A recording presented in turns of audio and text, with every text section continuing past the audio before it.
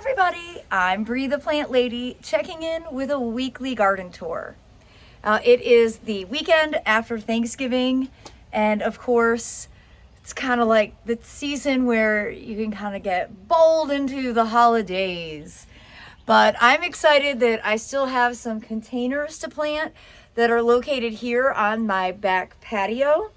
And I'm really excited with the progress of all of the broccoli in the tower garden. That was all direct seeded in that aeroponic system about 2 months ago. And it's not quite ready to be harvested, but it's growing really well. So let's go ahead and turn this camera around and take a stroll so that you can see how my now Zone 8 Central North Carolina garden is looking in the last few days of November. Well, first things first, she is the main culprit for digging up seedlings. She says, but I'm so cute that you can't get mad. But that's not true. Move out of this bed, Missy. Move out of this bed. So as you can see, we've got a lot of seedlings germinating. California poppies, bread seed poppies. That looks to me like probably a crimson clover. It'll be really good to see all these plants get slightly larger because this is a stage where it is really difficult to prevent the cats, namely Sophia, from causing trouble by digging them up because she believes that the entire world is her litter box. Well, here at the feed tank, everything is germinating really well. The violas are trying to bounce back. This one that's trying to flower over there. But really, I'm just so pleased with all the growth, the lupins, the eschscholtzia, and the spicy mixed greens coming in. And of course, you see the great borders of garlic to help prevent the voles. Hopefully soon, these will grow up big enough that I'll be able to remove some of the cages because it definitely looks like a prison. And you can see on this side, same thing, great germination. Really pleased with the ground plane coverage that I'm seeing. You know, I planted a lot of lupins in here, and I think it's going to be really spectacular when they all flower. And I've got fava beans that are germinating in a lot of different places. So I wanted to show you some slightly larger fava beans, and I think this is because of their exposure. They're in full sun, and you can see they're really growing nicely. And these, you know, this is only my second year growing them. They definitely do better as a winter crop than a summer crop here in North Carolina. But if we get really cold, these will be easy to just put a tomato cage over with a burlap sack to give them some extra protection. That's what I did last year, and it worked out very successfully. Well, I did make some progress last week on getting more cool crops planted, and wanted to show you a small cabbage patch here. And we did get 2.5 inches of rain this week, but I can already tell just by the soil surface that things are drying out again. So definitely don't forget that we need to keep watering, at least here in the southeast, because we're really going into late fall drier than we usually are. And you know, that's always a little bit alarming because dry plants won't overwinter as easily. Now, I absolutely have to show you this beautiful mangave flower. I think it's just so spectacular. Obviously, we haven't had any freezing since November 1st, which is really annoying that we had that hard frost so early. But it's great that this plant's been able to continue thriving. You can see the plant, you know, is in the ground. Next to it, this large one here hasn't flowered. But I'm really intrigued with these blooms. I think it's really a beautiful, beautiful plant. Well, and as you can see, the arugula is super happy. This is the time. It's actually getting ready to start bolting. But there is so much of it. I've been harvesting it pretty regularly for meals. It's definitely my favorite and most reliable green of the cool season. And all this arugula is just self-sown. We're in about year 8 of just letting the arugula grow where it wants. You can see I haven't done anything to the bananas. Likely I will. We have some more actual frost in the forecast, so I'll probably in the next week or so get most of this cut down and use some ground leaves just to cover up the piles, even though they're perfectly hardy. I still like to give it some extra insulation just in case it gets exceptionally cold. Well, you can see this big cabbage patch in a 100-gallon root pouch is growing great, as are the broccolis and cauliflowers. And these 2 root pouches that we planted 2 weeks ago are really doing great. It's so nice to see, you know, everything pretty well transitioned for the season. And I showed this the other day in a container gardening video, but you can see just in a few days' time, the grains grow really rapidly. This is wheat right here. And, well, I think it'll be the perfect all winter long thriller for this container combination. And along the garage, it's definitely in a transition. I've been trying to decide what I really want to do with this space because the mix of trees and shrubs doesn't always make sense. Maybe this would be better just to be annual flowers instead of a combination of the two. I'm going to think about it. I think this space is generally underutilized, so I'd like to do better with it. But I am really pleased with how this little corner pocket that used to just be another Golden Rider Leyland, we cut that down last summer and put in a lot of these different native plants, and I really like how this section's looking. And so I think what I'd really like to do is take this theme and wrap it to this side and do a better job with my bottle walls and really just kind of reevaluate and clean up this border. So that'll be a great winter project. Well, there isn't much to report as far as progress in the woodland, but I will say we have more deer than ever, and you can see they've been actively eating the hydrangeas, which is another reason that I don't love growing hydrangea macrophylla.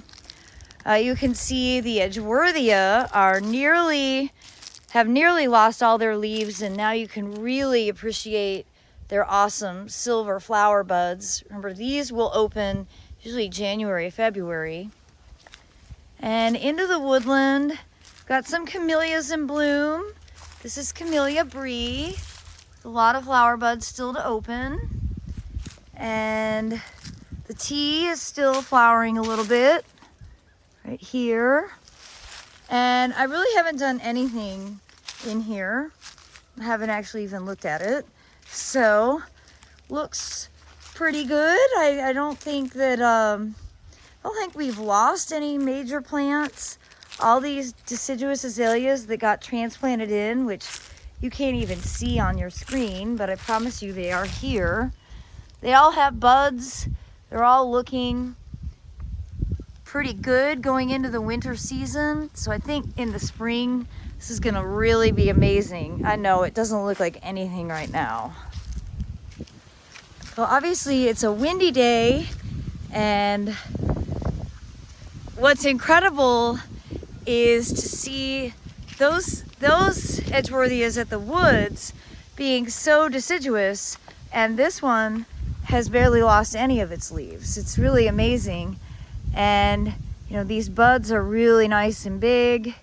I'll have to go check the big Edgeworthia at the garage and see if it's lost any of its leaves yet. Now in this border, I haven't done anything, including clean up, but you can see I've got a huge amount of self-sown cottage garden stuff growing in here. So let's just real quick do the ID. This is larkspur. In contrast, this is nigella. See, the nigella is long, the larkspur is more rounded. but otherwise they both have the same color foliage. They're both finely dissected. So this is why you really have to have your plants get their true leaves before you can totally identify everything. Now there's some other bad things in here, especially this Velcro weed, which is here. And I'm gonna have to spend some quality time on my hands and knees plucking out the bad so that this doesn't get totally out of control. And that's an ongoing process. There is no simple way to deal with it other than on your hands and knees, picking it out, trying to get the entire root system. There's also some lamium that is very undesirable. You can see that is right here. And then of course there's chickweed, which is also all scattered throughout, and really you have to take some time to pull it out and get the root system. You can see how it just grows like a mat, like a ground cover. So this is definitely going to be an ongoing project. But seedling ID is really important, and I will continuously post videos helping you identify all the things that are growing in your gardens this winter. And I just wanted to show you, for the record, that this barley is definitely where the deer sleep. You can see how it's all mashed down. That's from a family of 4 that are thoroughly enjoying it.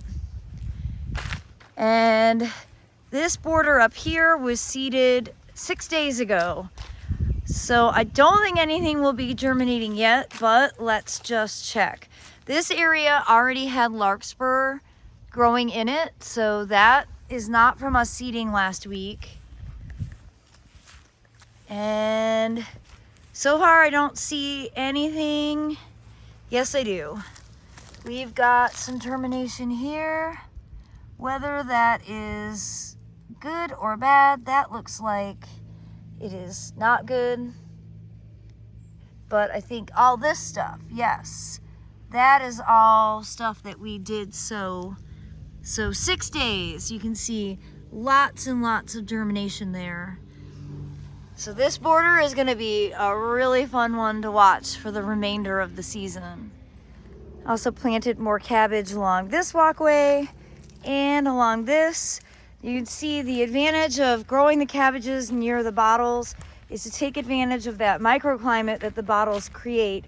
Remember, the air inside the glass heats and it gives the soil a couple degrees of extra warmth.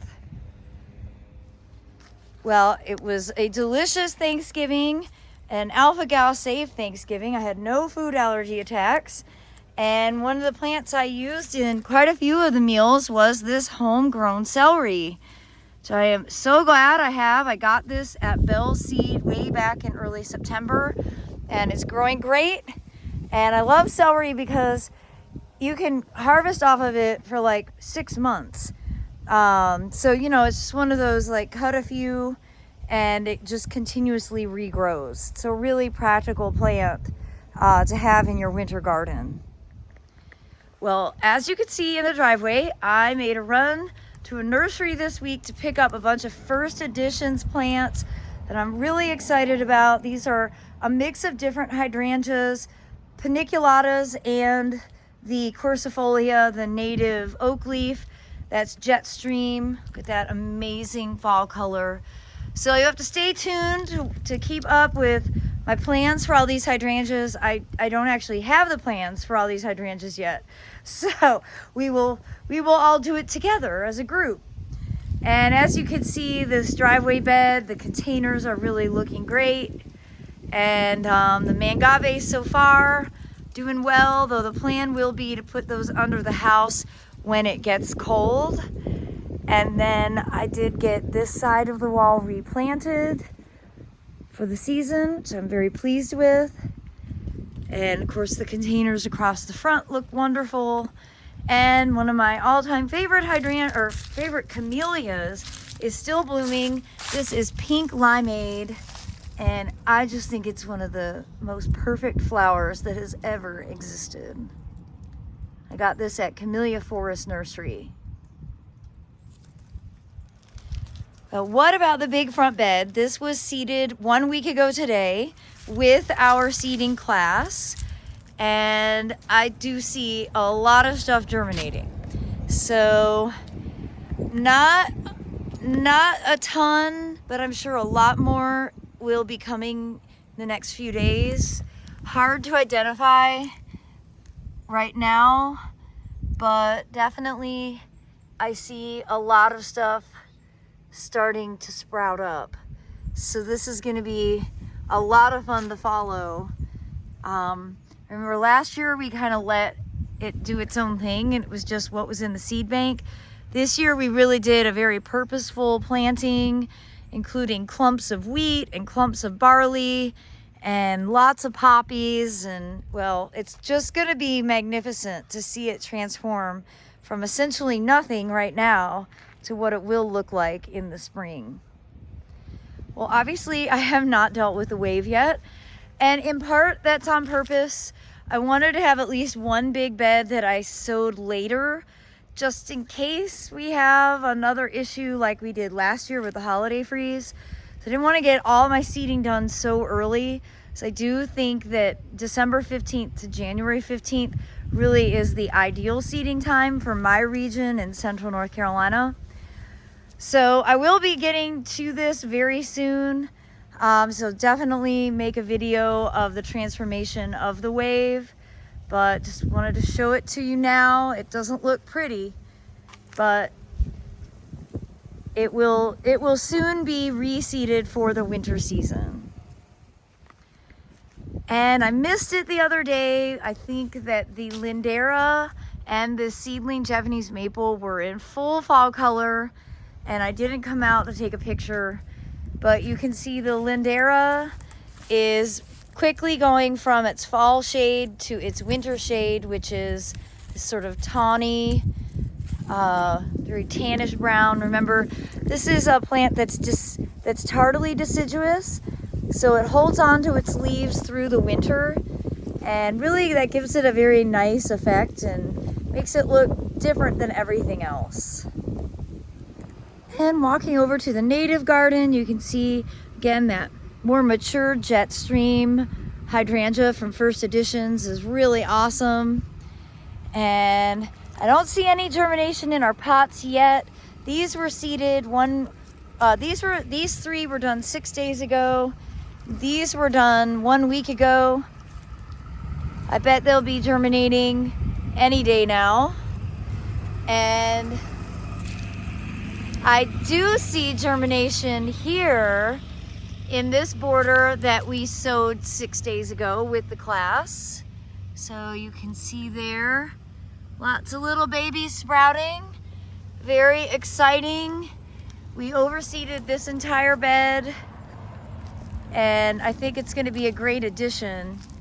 Now we did not do any seeding in this bed, simply because it's really full.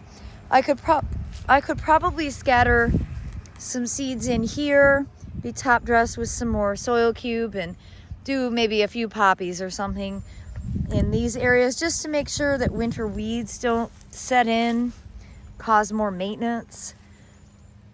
But I'm really, really pleased with how these borders look, and really it's all the white muley. The white cloud muley is such an important element. And look at how that looks with the fall color of the Fothergilla. It is exquisite.